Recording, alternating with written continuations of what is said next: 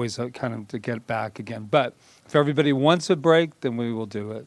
Just let us know. I think it's nice just to get up when you need to. Right. And then what's the other announcement? Women? Well, I mean, the problem with the break is that when we break, everybody goes and has, and then they eat. I mean, if you'd break like for 5 minutes, then yeah, that's good. But usually people start chewing, and we have little snacks out there. 5 minutes, that's a good one. All right, and there's coffee and tea, and sometimes we have snacks. We happen to have them tonight, so yay! All right. And then women's. Oh, and I forgot to put I keep forgetting to put the women's group in the B blast, but there is a women's group. If I were a woman, I would not Tuesday have forgotten. No. From 6 to 7:30. 6 to 7:30 with the Reverend Diane and I. It's Tuesday. It's always the first Tuesday of the month. So, yeah. Anyway, that's that, and that's all I'm going to say. So, let's... No. Not yet, but it will. All right, so we have to start every class with an opening spiritual mind treatment. So I will be doing that honor right now. So if we can just take a deep breath. Just bring our attention right here and right now. Letting go of everything that came before this, just so that we can center our attention in the present moment, where all creation takes place, where the unlimited potential is for that creation.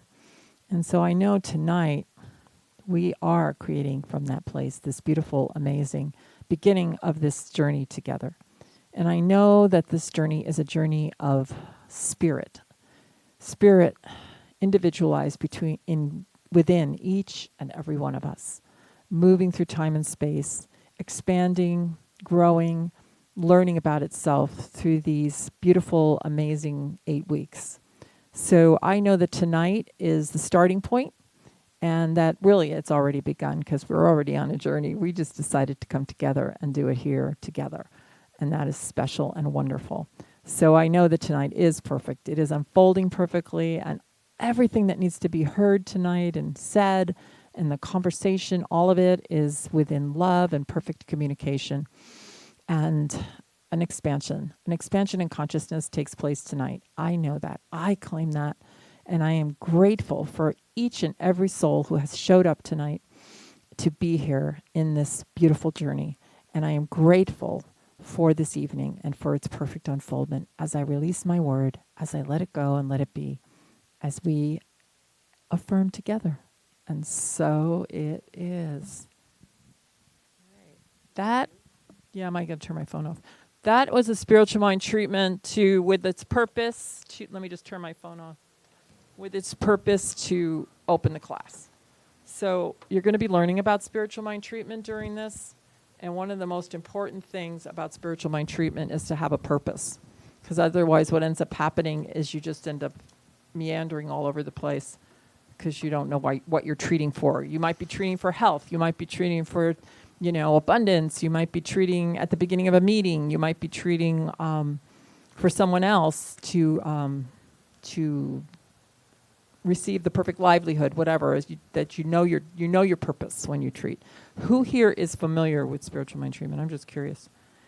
That's great. Most of you familiar with it. Familiar, and then who uses it as part of their spiritual practice?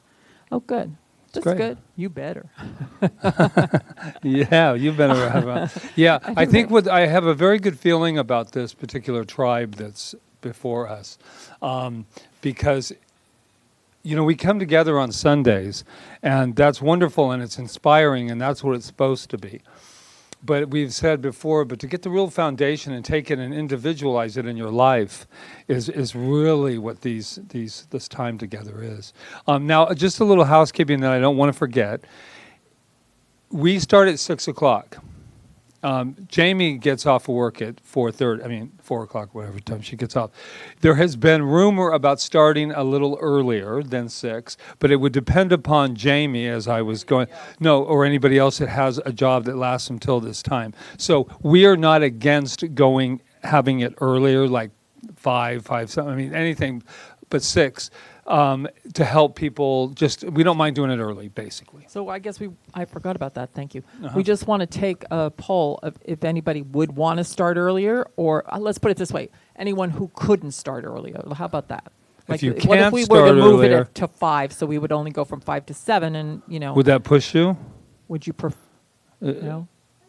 Because then you get 5 to 7, and then Do you Yeah. feel it's more advantageous? Does it feel better? I heard it And- in the midst of people asking about. Yeah. So everybody good at 5? Amber, you look like you're questioning. My only question is, I'm selfish. What does that mean? I like golf.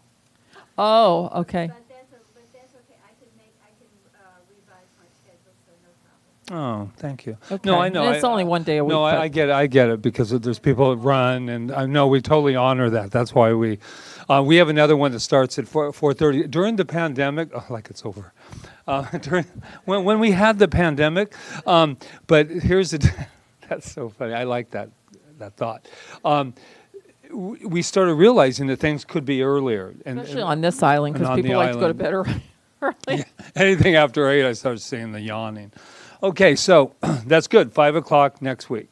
Perfect. And Rob we will send it always out the link the next day. And that way, if you need to have it or if you missed it, then you never really do miss it because we'll have it for you. Okay? Right. And if you're taking it for credit, which means that you want to go toward practitioner studies, and you have to have 6 classes in order to do that. This is one of them. If you want to do that, then you can't really miss. You can miss 2 classes, but you have to make up all the assignments. And you pay a fee at the end to CSL International for your certificate. Okay, and it's like 40. I think it's 45. It hasn't changed. Good. If you choose to do that, it's kind of like in. Yeah. Well, you can. We just get a variance for it. You know, usually we'll have to call. Well, the ones you've taken, I know. Well, we'll talk about it later. Yeah, I'm yeah. not talking- Okay, so agreements, because there always is. In my day, it was called rules. Bring an open mind. You already all did that, so that's good. Speak from the heart. I know you all. That's pretty much where most of your conversations come from. Commit to the self, the biggest. This is about a commitment to yourself. And to the self process of this whole time together. And no crosstalk. Are we aware, just in case you don't know what that is that someone's in the middle of saying something and then you raise your hand and you say, Amber, when I was in your position before, this is what I did, and then you go, but I didn't ask you, and why are we in this conversation? And so no cross-talking. And then honor your confidentiality, huge, because in 8 weeks, it's not that it's a therapy session, but it does come up where things are Things come up. confidential. And as far as the cross-talking, the best way to deal with cross-talking is if somebody says something and it stirs something within you, if you just always come from yourself, The I. like yeah. you just stirred something within me. I know, blah, blah, blah, blah, but not like, it's really basically not telling the other person what you think they should do, because it can be very, what's the word? Kind of, Distracting. well, it doesn't make you want to open up if people are going to like do that, So, except for Patrick and I, no. Patrick, the man with no. Yeah. Okay. All right. So I love that picture. Isn't That's that a cool? picture of Rita and I, actually. So I know you all know us, but I just wanted to just reiterate some things about myself that maybe you don't know, but I came to this teaching when I was like 47, I think, 47 years old, somewhere around there. And I had lived a life up to that point of pretty much, I was always a seeker, but I never really understood what God was or what, how I could have a successful life. I just kind of was on remote. And when I found this teaching, I was trying to become an actress in Los Angeles. And can you imagine, I was 45 or 47, I can't remember exactly which, like I'm saying. But I remember I walked into this church, and it was a church of religious science, and we'll talk about that in a minute because there was 2 different branches at one time. I walked into the church, and the lady was doing, the minister was her Dr. Marlene Morris, and she ended up marrying Patrick and I. And she was talking about your heart's desire. And her whole talk was about that. And here I was in Los Angeles, trying to become an actress, which for 47 isn't really the easiest thing, but I had this heart's desire in this thing. So I got turned on immediately because everything she said, just resonated to me. And then I just jumped into class. I just jumped into class, and I never stopped taking classes from that time. And it was at least 20 years ago. So I was 47. So it was 20 years ago. And I just never I couldn't get enough. I mean, I took this class, which was Science Mind Foundations. It's pretty much the same thing. I took it 3 or 4 or 5 times, I think. I mean, I was just, then when I went to the NoHo Arts Center, I was when I was with Reverend James there, I became his assistant. And so I just was always in class. So I really, that's why I said that on Sunday, because class is the place where you really start to put it into your life and you start to be accountable to use it. You start to practice it. Whereas when you're just here on Sunday and you listen, it's great and you feel uplifted and you feel, oh my God, I really got something out of that talk or whatever. But then you don't have the tools, and a class gives you the tools, and it gives you the other people that are on the journey and the great conversations and just the basic thing about this teaching, which is to take it into our life.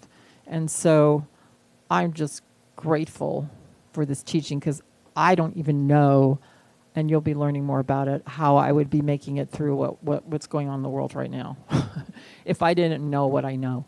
So I'm grateful, and I just wanted to say that about myself. And do you have anything to say about yourself? Well, just on the teaching, do I have anything to say let about you myself? talk. I know that you'll find it hard to believe.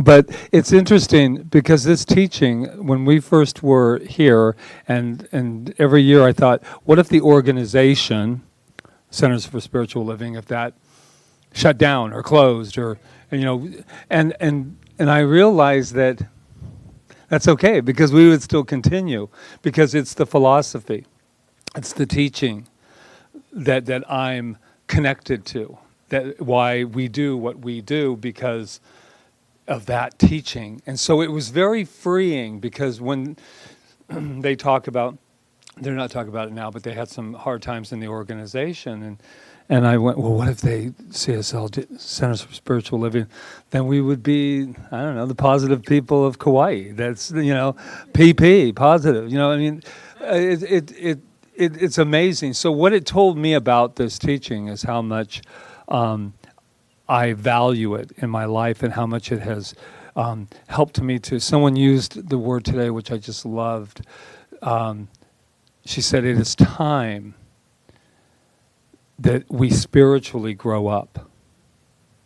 And I thought, yes, this is our time of spiritually growing up. And that is what will allow us, will be our foundation for whatever has occurred and could occur. So behind this is a lot of love for this teaching, even more than when we first came here. My parents were, especially doing this book, more and more of my parents are coming up, and they used to belong to this very elegant club called the Moose Lodge, and and I said the one thing when we came here, that sometimes these they have tendencies to, that's why they pop. They pop because we don't have that thing off. Anyway, I was watching them pop the other day when somebody was up there. But anyway, what was I saying? Oh, the Moose Lodge. That's the one thing that came out of my mouth when I came here. I said, we're starting a spiritual center, not a Moose Lodge. So when people would say, do you always have to have raisin bagels? Opposed to, I would go, not a Moose Lodge. Not a Moose Lodge. We're a spiritual center. So I thought, and the only reason is because I wrote about the Moose Lodge today in one of my lovely chapters. So it is the heart, it is the soul of this teaching that keeps us going. So that's us. Yeah. So we would just like you to introduce yourselves to everybody, because some of you might not know each other very well. I don't know if that's true or not, but why don't you start at our end? And just tell a little something about yourself that maybe we don't know, we'd like to know, or that's none of our business, but we want to know anyway. Yeah, just a little bit. Try to keep it, to a minute or two. Hi, my name's Adara, and God brought me to Kauai, and then God brought me here. That's and I had been on quite a journey. I had been a corporate exec, VP of a multi-billion-dollar company, and went through 3 near-death experiences. And my joke about that is I'm God's slow learner. Most people only get 1. I had 3, and totally transformed my life. And the reason I'm drawn to Science of Mind is that I started being taught directly by Christ consciousness, and the things that I was learning aligned most clearly with Science of Mind. So that's why I'm here, because I long for community of like-hearted, like-minded souls to practice with, because it's 2 or more together, you know? Yeah. And we're glad you're here. Thank you, sweetie. Thank you. Hi, I'm Janet, and what do I say? I have. I like that what you just said about the Center for Spiritual Living. If that disappeared, you would still be doing it, Right. and that keeps happening to me. I mean, I have this art form that I love, the art of mime, and my teachers, my masters, have all passed, but I'm still doing it. It doesn't matter. It's still there. And then the yoga. I love the yoga. I started the yoga studio. Now, I don't know. Now I'm looking at who needs a studio, especially when it costs so much. And, what I'm doing is yoga. What am I doing there? What is that? So that is what I'm here for. And when I first went and got the studio, I'd never had a yoga studio before. And I went, I need to go to church or something. I need support, and I have friends and stuff, but I knew people coming in. Here was this space. I had never held a space like that. And so I came here. Yay. Yeah. And this is where it's at. So that's why I'm here. So thank you. My name is Jamie, and I'm born and raised here on the island of Kauai. But I did not find this teaching until about a little over a year ago, and I came to this through the 12-step program, actually, and one of my most favorite human beings on the planet introduced me to this beautiful congregation, and like Rita, I immediately jumped in and started taking classes, and I happened to be taking, why they keep pointing to me and saying things about me is I'm also taking practitioner studies at the same time as this class, so tomorrow we'll have that. So for the next 8 weeks, I will be doing 2 classes a week, which will be just perfect, because I was drawn here mostly because throughout my whole life, I've always felt like I was searching for something, and I hadn't felt quite right with different, spiritual organizations, religious organizations. I've loved reading and learning and developing this mindset. And when I came here on Sunday and started reading the material and taking the classes, it just really resonated with me. And it was like I found, my harmony. And so I really am looking forward to taking this class and continuing with the other classes that I have to take and practitioner studies to just, fine tune that harmony. And so I'm very, very excited to take the next steps towards the oneness.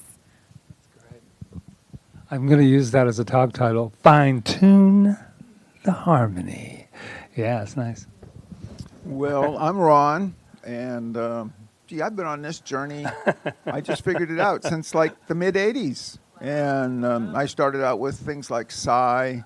My kids were real young, and we were looking for a church, and we spent years on Oahu, never did find a church. And then after some changes and things, I was single and looking for a mate, and I found out that bars weren't the place to go. So somebody said, go to church. So I went to church, Unity Church on Diamond Head, and I found my wife, who just happens to be a Unity minister. So that kind of helped my training along a little bit. And then when these guys came, I really was surprised.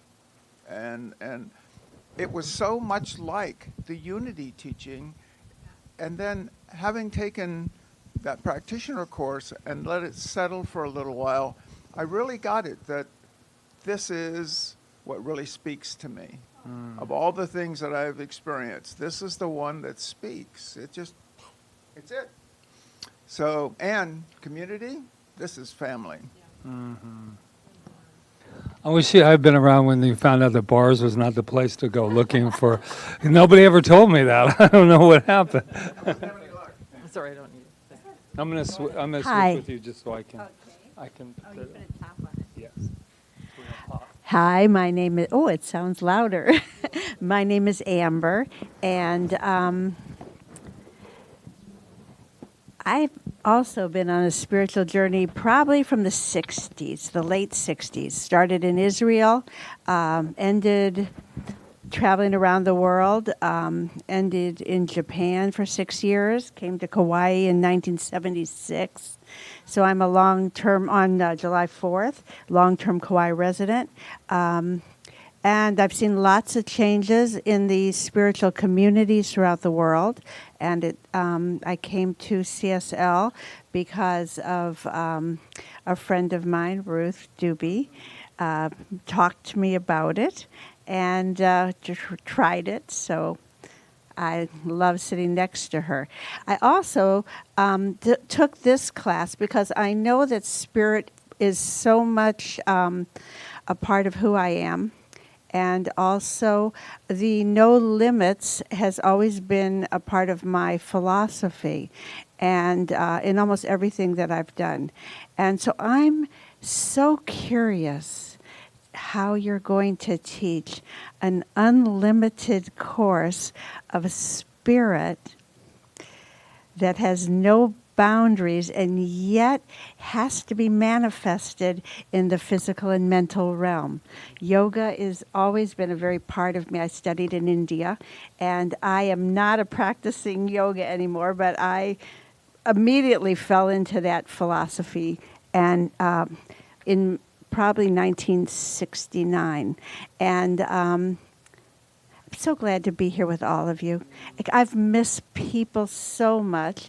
My husband has a missing spleen, so he's been keeping me tied down for a long time, afraid to that I might get infected by somebody, and he doesn't have such a good immune system. So if you are sick, please do stay away from me. But anyway, I love being with people, and I'm so happy to be here. Thank you so much.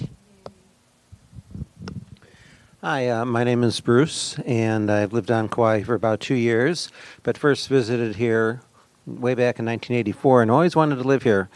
But I made 60 trips from 84 to 2018, back and forth to Washington, D.C., where I lived at that time. And finally got to move here when the children were the right age, and I was the right age.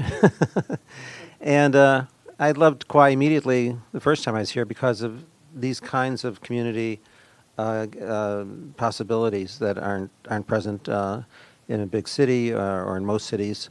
Kauai is a very special place. I think we all agree. Spiritually, I've never been a big fan of organized religion, the one I was born into, or others I experimented with. It never could seem to resonate with me. And this does resonate with me. At least much more than other spiritual attempts I've made. And now that I have a bit more time in my daily life, I am trying to improve my spiritual side, which was ignored for many years in favor of career and children and things like that. But now I have a little more time, so I'm looking forward to it. Thank you. Hi, my name is Beth. I haven't talked in a mic in a while. Yeah, I'm just joyful and grateful, and thank you for making such a wonderful center. And I'm here from California and grew up Jewish, Reformed, and was always a seeker and found 12-step programs. My life didn't go the way I kept trying to force it to go. In Encinitas, California, I was aware of this.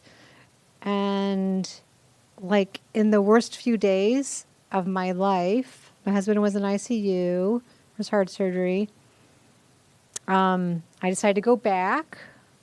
I saw the chaplain. I said, I'm missing a spiritual community. So I went, and I'm like, these are great people. I don't have to shop anymore. This is fine. This is my tribe. It's good.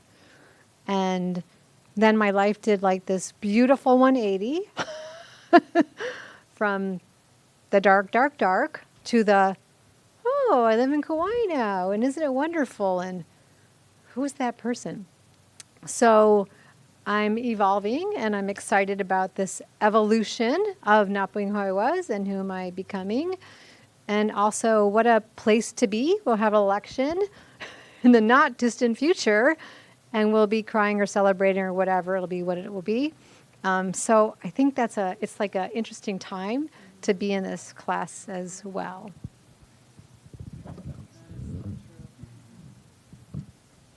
So, Umberto, and still curious what happens in a moose lodge. Read the book. Maybe that's why I came to this course. Heard about the lodge, and I knew I had to find out. So I've been curious about this place for a long time. I guess starting back when I was in college, I was trying to figure out, well, what is existence, and what is this amazing thing that's happening?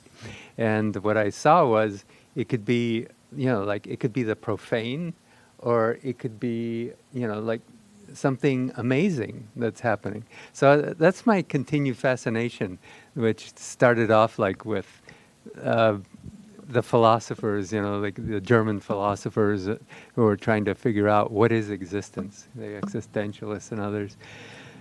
And now, and continuing on with the fascination about, well, what if we are all of these things? What could happen? What could I actually be? How could I use this instrument and actually, have it produce these magnificent results, and then have something that I can share?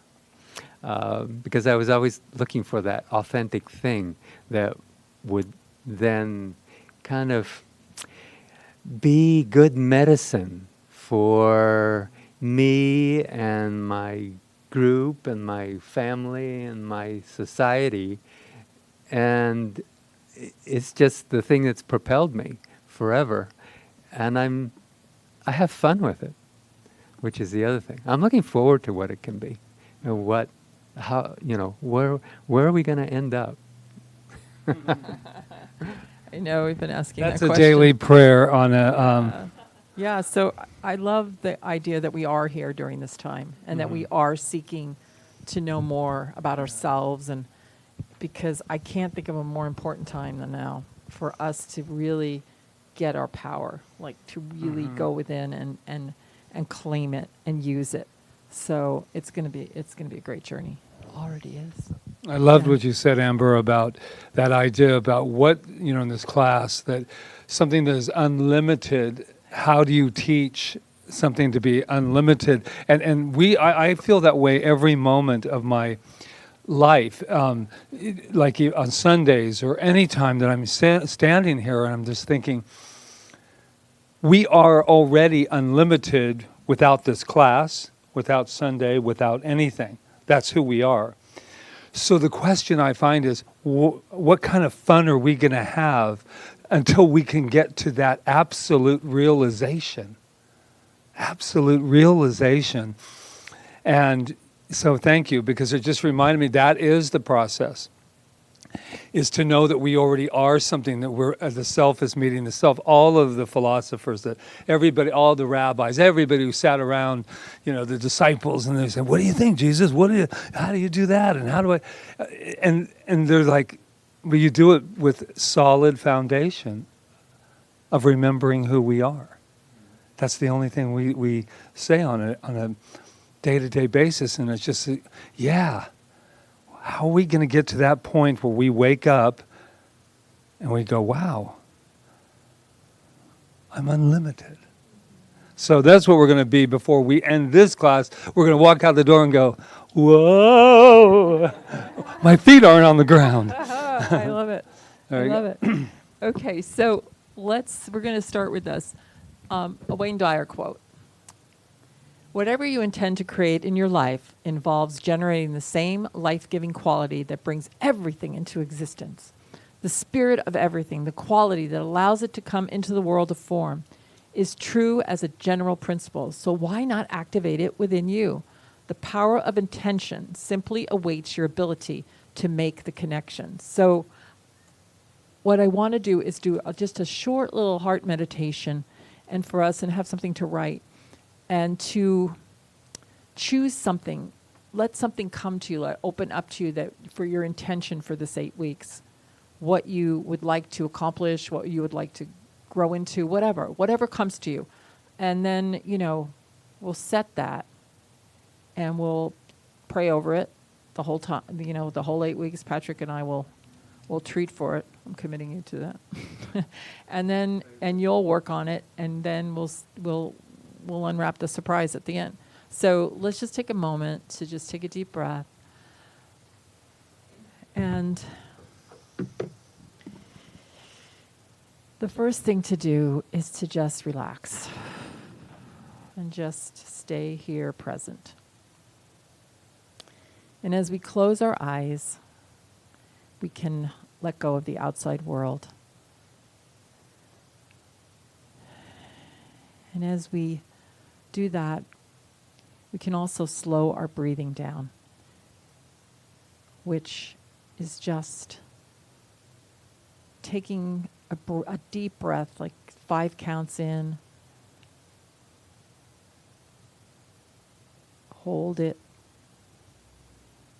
and 5 counts out. And just let that be the pattern of your breath. Take one more.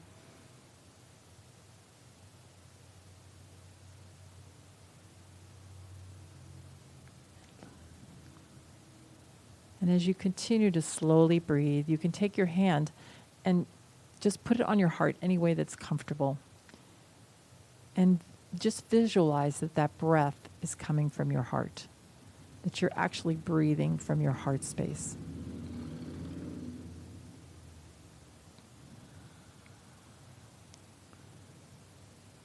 Breathe in.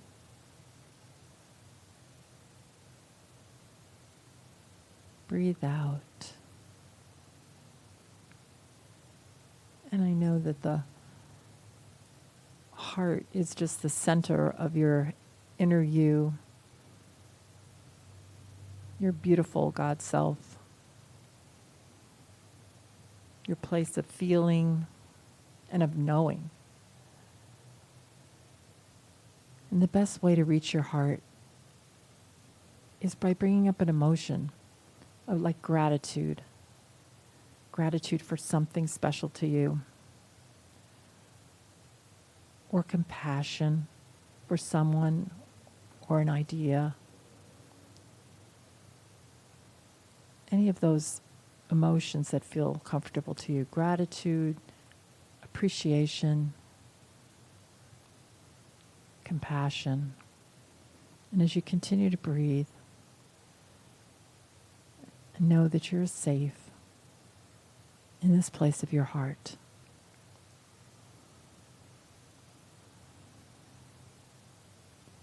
And you can ask your heart a question. You can say, my heart, what is my intention for this class? My heart, what is my intention for this class? And allow your heart to answer simply and easily and effortlessly. So just take a few moments with that.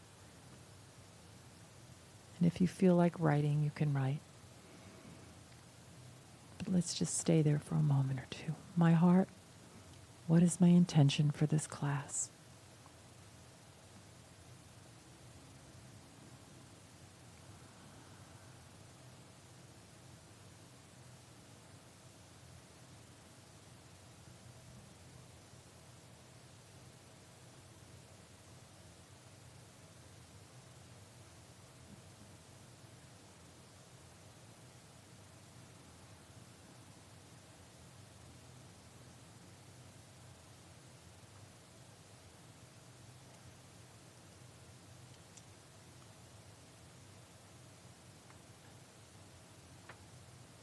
And just bring yourself gently back.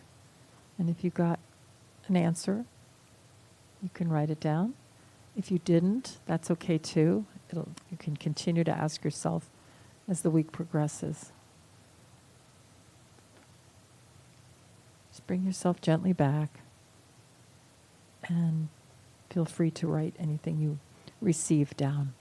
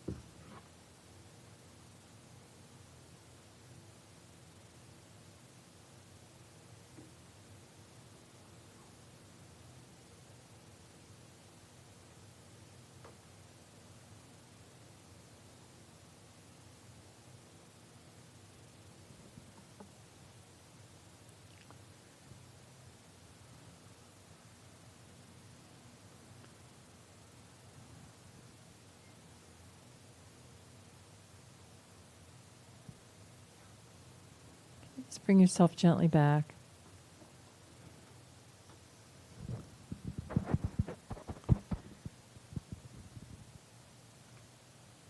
The thing about asking your heart.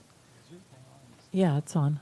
The thing about asking your heart is that your answer won't have any reasoning to it. It'll be clear. It'll be short, it'll be concise, it'll be positive. You'll know that it's coming from your heart.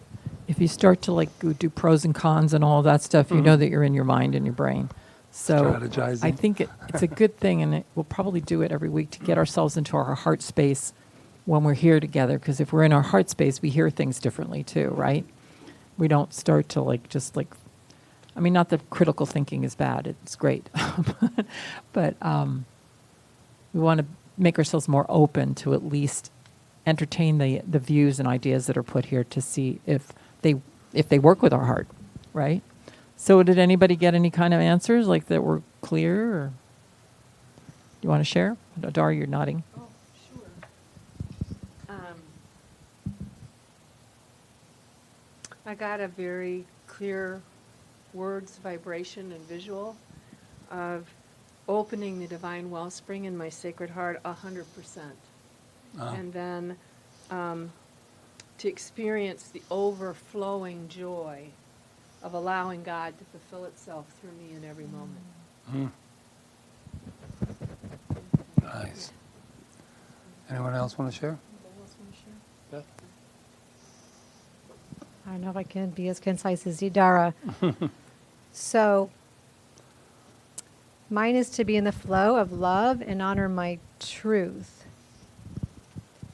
Yesterday, I was given some information by a practitioner that wasn't on my page, and I didn't want to hear what she said, and it wasn't in my frame of reference, and I was more open, I think, than usual, and I was at Costco, and there was a young child, probably has autism, and he came right up to me with this pizza hanging out his mouth, and I just had some play with him, and I was in the flow, and my husband's like, some stranger, and he can't have COVID, and blah, blah, blah.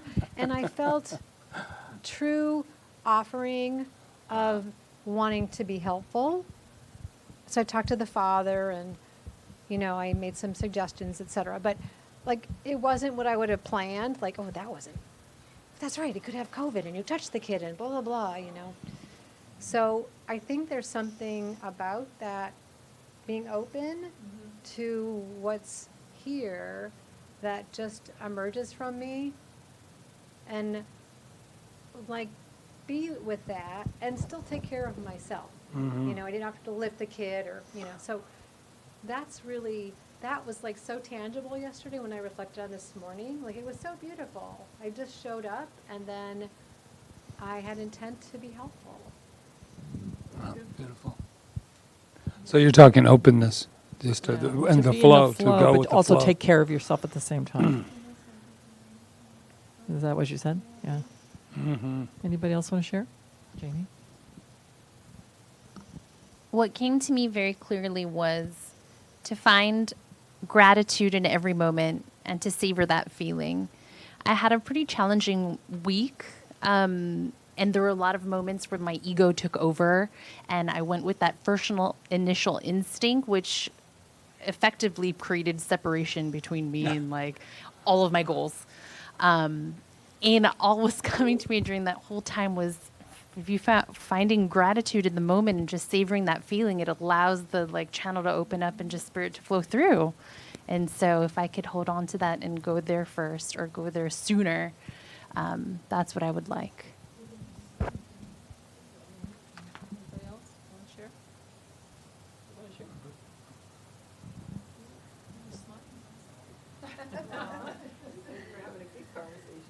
Well, mine is just, my intention for the next 8 weeks is how may I serve in faith and love in an all-encompassing capacity, perhaps with adults, children, or animals.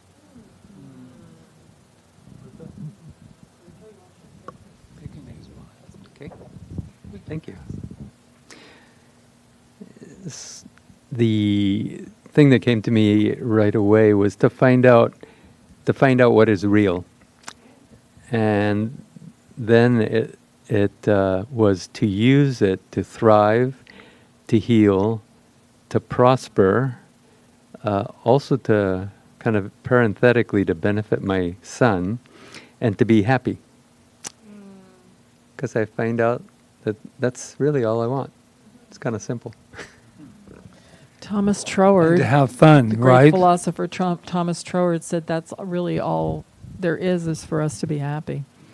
That is the goal of life, to be happy. But and if you think about it, it's true, because if we are happy, that means we're doing what we're supposed to be doing. We're living our true selves. We're, yeah. We're light. Anyway. What I've been realizing lately is that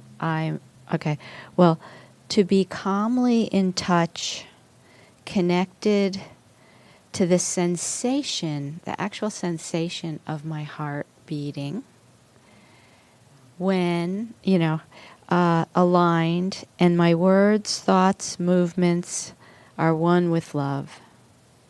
So staying in that sensation rather than, okay, this is what I do a lot. That was a lovely interpretation. I know that feeling. Anybody else want to share? Bruce? Say something. What came to me are very practical goals.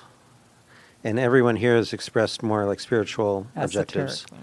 So I think, listening to everybody else, I think what I need to get out of this class is to stop thinking in terms of very practical goals, household goals, family goals, things like that, and think more philosophically or spiritually of how to make my life fulfilling and happy. But I'm not there yet. I can't even articulate it, but Well, maybe you can help me later through the what class. I'm going to say is there's nothing wrong with that. There's nothing wrong with having a goal that you want something good for your family or you want something better for your life. That's actually what this teaching is all about, is that. But so there's nothing wrong with that.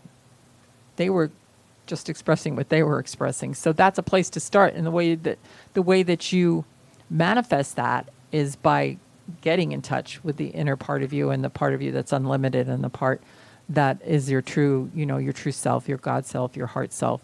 So the goals is a fine place to start. Okay. Really, okay? So don't judge it, because it's a fine place to start. There's one left, so you might as well. I mean, I've there's certain times when I've just wanted to manifest a home, because, and there's nothing wrong with that. That's like yeah. I'm sorry, Adara.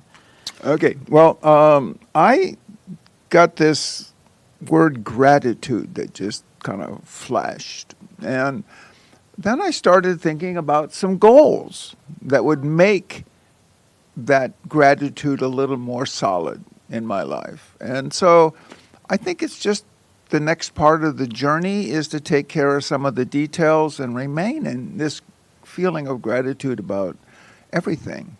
And it's easy when I'm sitting around a circle here. Yeah. But I can practice out there too. Well, it's a practice. Yep. Gratitude's a practice, and it's a great practice to The- work on it every day and to just, think of the things we're grateful for. But sometimes gratitude becomes, for me, what it's becoming for me is just actually a feeling for nothing at all, just for life itself, But the more you practice it, like bring gratitude for different ideas and people and things in your life and experiences, but you got to feel the gratitude before the thing too, right? Mm-hmm. Right? Yeah. So if you're wanting, we'll get into it later. I don't want to get too Yeah, far well, into the one thing, gratitude, Bruce, but- I want to add on is about being practical. What I love about this particular teaching is that it's practical. And what makes it practical is that when you find out who you are, then everything you do from that point on is already met with full desire at all times. So literally finding out that you are God, I am that essence, then I'm unlimited, then what would I possibly not be able to manifest in the world of practicality? And I think that's what we want. We want to get beyond the circle. We want to start here and then take our tribe out into the world and be able to have this incredible experience called life. And then other people see that incredible experience and they want some of it too. And then you'll say, well, how do you do it? And you'll go, I don't know. You'll be able to live in the even I don't know. Not like if you do this and you do that and you do this, you'll get that. You'll say, no, I don't know. But boy, it feels good, right? Yeah. So if you want to send those to us, like in an email, like a little thing, then we can treat on them the whole time. And We have I have a yeah. prayer chamber that I call prayer chamber that I go in and I So we just go in every treat day and treat. And so I So- would love to take you all in Yeah, with me. we'll take you all in. So just send it to us, all right? That way we'll know what it is. So Email it to us. Center for Spirituality in Kauai at Gmail, that address. So We'll it's get it. clear that this class is a laboratory. I want to move along with it. Study the basic, what are we doing here? We're studying the basic principles. What I love about basic principles and what people say, they'll even talk about, I bring it up all the time. Ernest Holmes, 1927, wow. I said, what is, I need what? I need news. Where's Joe Dispenza? Well, it's really great, but if you don't get the basics, it really doesn't really matter about any of it. That's how I look. Nobody is really saying anything differently. They've been saying it since all the mystics. They're saying, get to know the basic principle, get your foundation down, and you then add on to it. That's what makes us individualized. We're going to read, we're going to discuss class exercises, and big one, because Rita must have been yelling when she wrote this one, apply the principles to life. Isn't that what they say when you caps? Discover and express of limitless good, Amber, within you, and reveal. That would be a reveal. That's reveal in our special language, and reveal whole spirit self. That's what we're talking about tonight. That's what got passed around there. And then your final project will be bringing a representation of your intention, fulfilled, or what is fulfilled. It means that you're actually feeling it and you're expressing it. Or demonstrating something that you would like to share. The final project night is the last night, and it can be anything you want. You can come up here and do a song. You can dance for us, mime for us. You can write something, a poem, whatever, but it should represent your intention. Like, did you fulfill that intention? Even if you didn't and you're still seeing it fulfilled in the future, well, there is no future in science mind, but you're seeing it fulfilled and it hasn't quite come into form yet, that you can still visualize it and share it with us. Does that make sense? Yeah. And what you meant by there's no future is that there's no time or space, and we make it up so that we could all be sitting in this room. That's what oh. Okay, it's fine. Just press it once. Isn't this Magic. We're like high tech now. Each thought has a. What's interesting, some of these slides I got actually from CSL. I didn't make this. I started particular teaching on a slide. chalkboard, folks. So you just let you know. See if I can go back. I just want to say something about this. We're going to study it. It looks like really weird, but it's the actual teaching principle of the science of mind. It's spirit, soul, body, and the movement from spirit into form. Basically, the top is spirit. The middle is the law. The middle is the law, and it passes into form. It's the whole teaching principle of the science of mind. But we'll be talking about that more later. So this is what they say. The 3 purposes is to explore a new view of reality. I really like that idea because we all have a view of reality, but we're getting an opportunity to open our mind to a different, I like the word different actually than new, because we might have a great view of reality.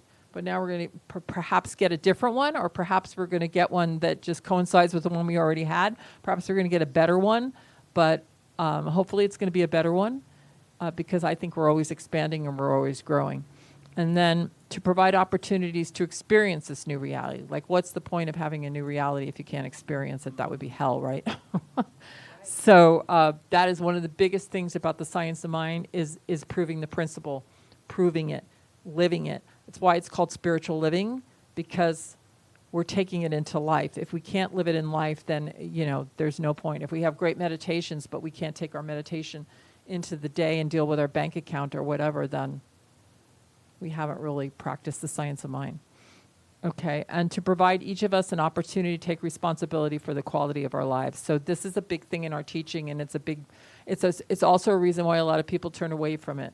Because we take full responsibility for our lives. Whatever's happening in our life, we know that we're at the head of our ship and that we can change that reality by changing our thinking and our beliefs. So and I remember Patrick had somebody and she said, well, I don't want to take 100%, well, like what percentage do you want to take? Who's the other 20% belong to for your life, right? So we will be exploring that idea more, and the more you get into classes here, the more the first year practitioner is how life got to be the way it is.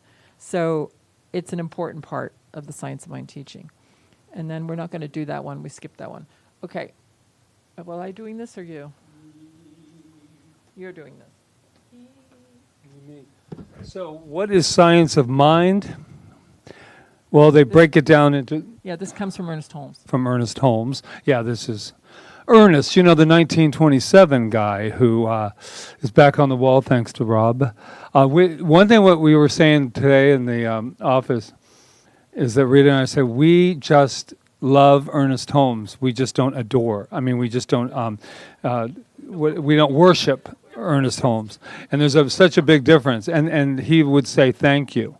Please do not do that because that's a waste of your time. He was a genius. But we love it. But I think he was actually, to be honest with you, just didn't speak enough about himself. He was so intent on, getting your own responsibility that he forgot to say, it's okay to say, yeah, I'm doing some great things here. Religion.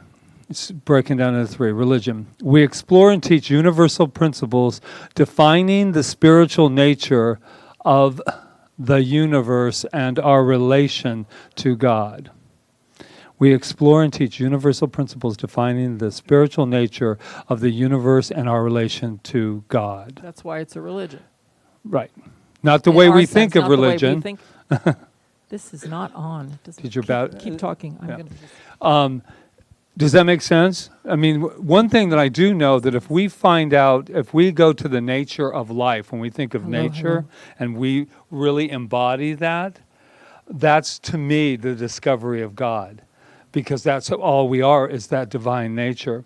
And then we're science, which always makes me laugh because we're called religious science. And they said the two things that people cannot stand is religion and science. What a great thing to have as a name. I am a religious scientist. Oh, turn them off right out the gate. But I like science. I don't like religion the way that I think of religion. Like confined and You think of dogma when you think of religion, and we have no dogma. And so our science is we are challenged to experiment with these universal principles and accept only those which we can prove, demonstrate, or experience in our daily life. Does that make sense? Because if we can't prove it, and I'm not talking about prove it to the world, which I have tried to do on a few occasions, I'm talking about proving the principle in your life. When you go, wow, this day really worked for me because I just was in the flow. I proved it. I didn't need you to tell me I could do it. I proved it for myself. And then it's a philosophy because we have ideas, and ideals are brought together into a system of concepts about God, the cosmos, humanity, and human possibilities. Wow.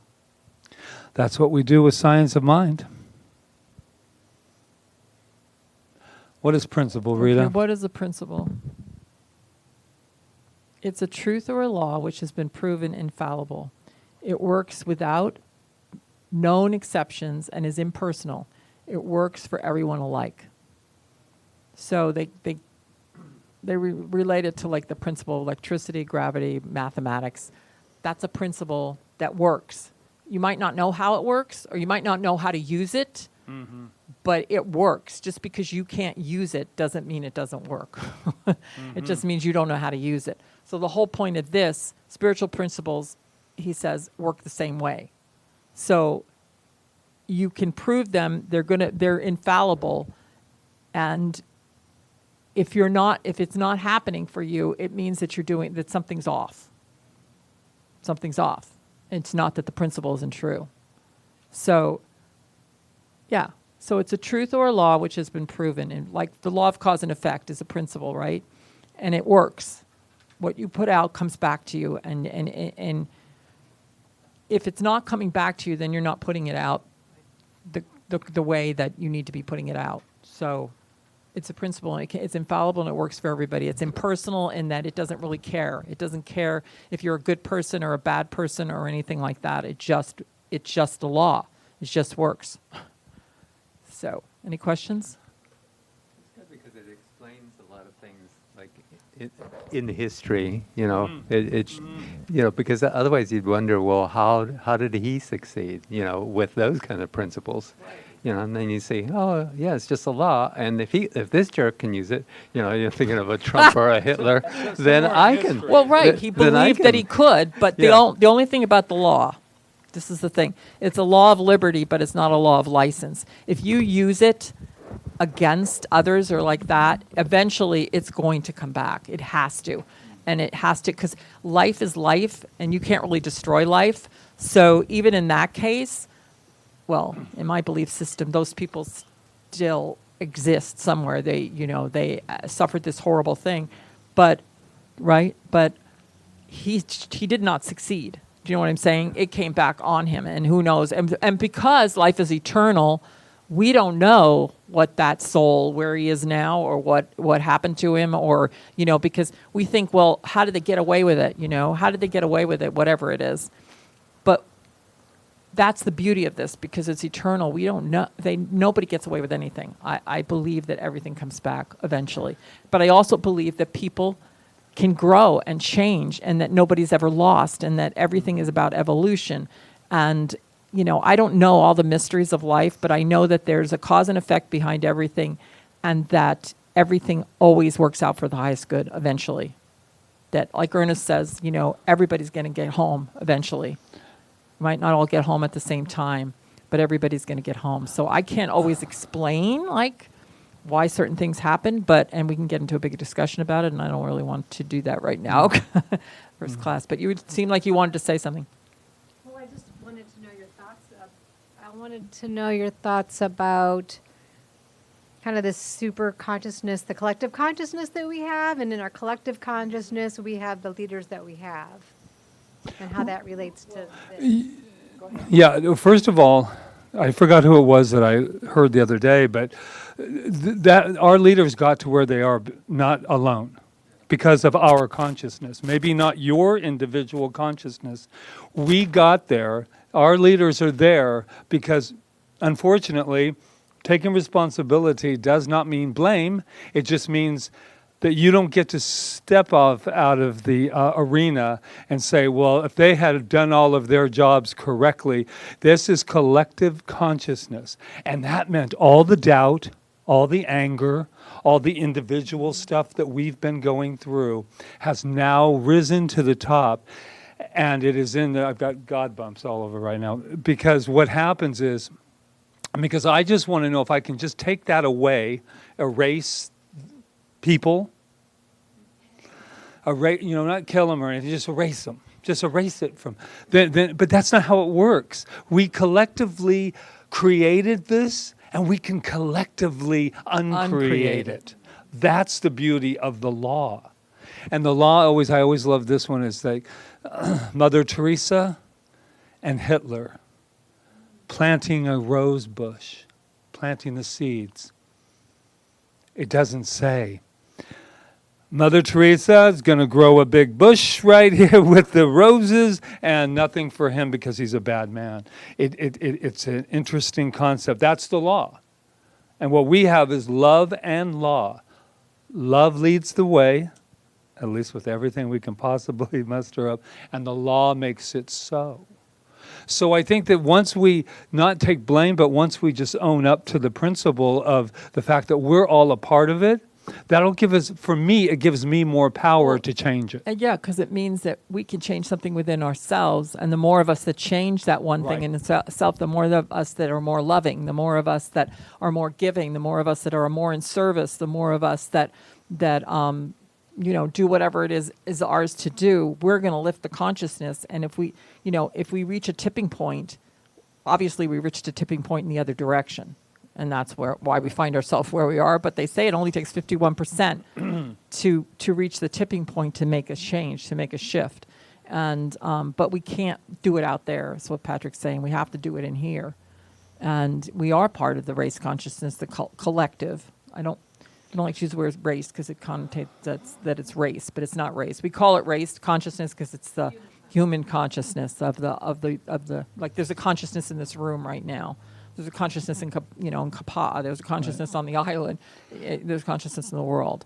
Does that make sense? And what Beth, what you said earlier about you followed the flow, but then you took care of yourself. This doesn't mean because we all collectively are swimming in the sea that I can't say, excuse me, that is unacceptable behavior in my no, that is not. We get confused sometimes because we think, well, if we just stay in the light and we stay in the, then everything will change. No, sometimes you'll have to be like, you know what? I can't fight you with the same poison that you're putting out because then we'll both be poisoned. But I can say, I'll tell you where I'm at right now. I'm in the light. I'm at a frequency, and that doesn't work for me. It just doesn't work for me. I can't accept bigotry. I can't accept racism. I cannot accept it. But that doesn't mean, so I have to step back and I have to say, well, what do I accept? I accept respect and integrity for one another, and I'm going to act that way no matter what you're doing. Did you do the bottom one? Yeah. Yeah, just finish the physical principles and then we'll on. Did you already do that? Okay, good. Well, now you can have your...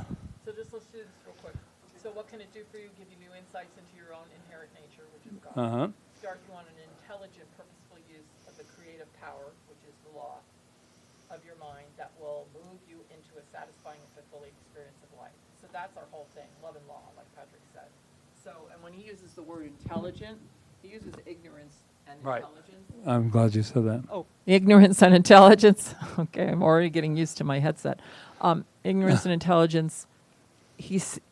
Ignorance is not knowing who you are. It's not like you're stupid or something. It's like you're ignorant of who you are. That's why people do things that are off. They don't know who they are. They don't know that their true essence is love, that their true essence is God, they don't.